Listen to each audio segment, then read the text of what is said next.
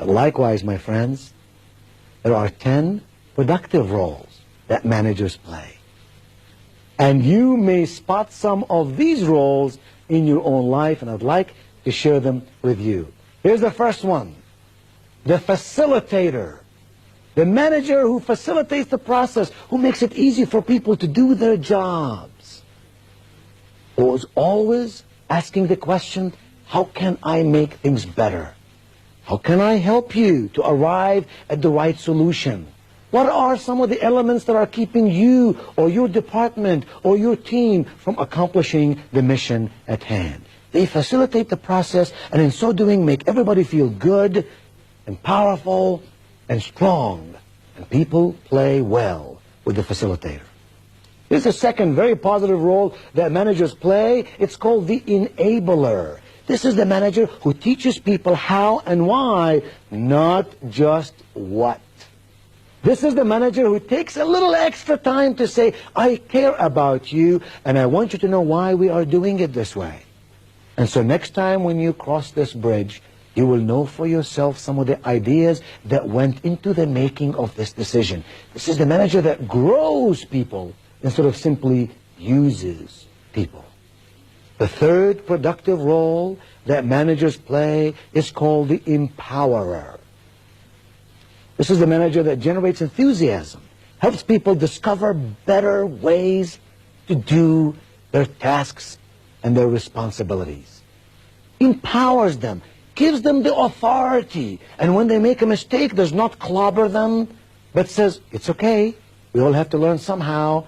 This is the manager who says, if you take risk out of life, you take opportunity out of life. As long as it's calculated risk, as long as you think through it carefully before you do it, go for it and make it happen. That brings us to the fourth role that managers play productively, and that's called the guide. This is the manager who sets a good example, leads people to peak performance, and does so by his or her own behavior. These are the managers who don't say, do as I say, but rather say, yes, indeed, do as I do. They're the guide. They show us the way, and they lead us to prosperity and success. The fifth role is called the encourager. This is the manager who helps people believe in themselves, lifts people when they feel down, but without assuming the responsibility for their problems. Do you know the manager I'm talking about? The individual who lifts you up and makes you feel very special and moves you along the way to success, but does not necessarily do the job for you, does not necessarily assume all your responsibilities, rather just helps you to do them well. The sixth role is called the complimenter. This is the manager who tries to catch people doing something right and then rewards them for it. He always compliments in public and always criticizes in private. I don't mean by compliments that they're empty compliments that have no meaning, because if you give compliments coming and going day in and day out, the person who listens to those compliments is an intelligent human being. If they regard this compliment with any sense of significance, it must be a genuine compliment. It must be a compliment that the person says, I'm glad my boss noticed me doing something right. It makes me feel good that my manager complimented me on this project. Number 7, the peacemaker. This is the manager who works constructively to settle disputes. This is the manager who serves as an advocate to both management and workers.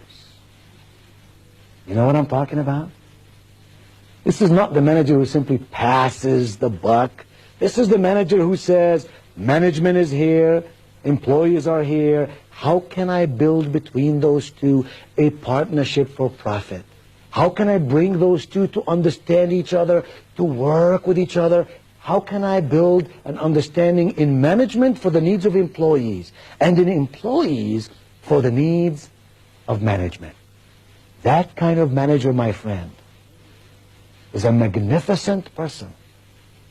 Company person, but also a people person. And then the eighth productive role that managers play is called the communicator. Can you think of anything more important in human relationships than your ability and my ability to communicate effectively with each other? To speak in a way that people understand? To listen to people in a way that they know we care?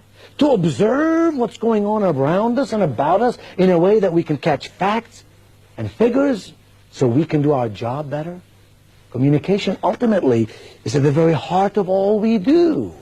We're not machines, we're persons, and persons must communicate.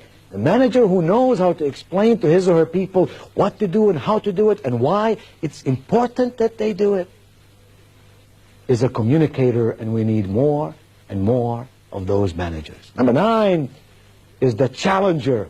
This is the manager who shows people their potential without highlighting their failures. This is the manager who rewards people for their progress. Fair? Yes. Accurate? Yes. Does not give away anything that doesn't need to be given away, but is always tuned in to what's going with the people and how they can go to higher degrees of peak performance. And finally, the 10th productive role that managers play is called the evaluator. This is the manager who makes it clear what is expected. This is the manager who inspects the results and lets people know exactly where they stand. Don't you love the person who evaluates the process and shares with you in a loving way the results? You know at all times where you stand with them. There are no hidden agendas. You're not afraid of the unknown. You know where you are. And when you do something well, they reward you. And when you don't do something well, they tell you how you can do it better the next time.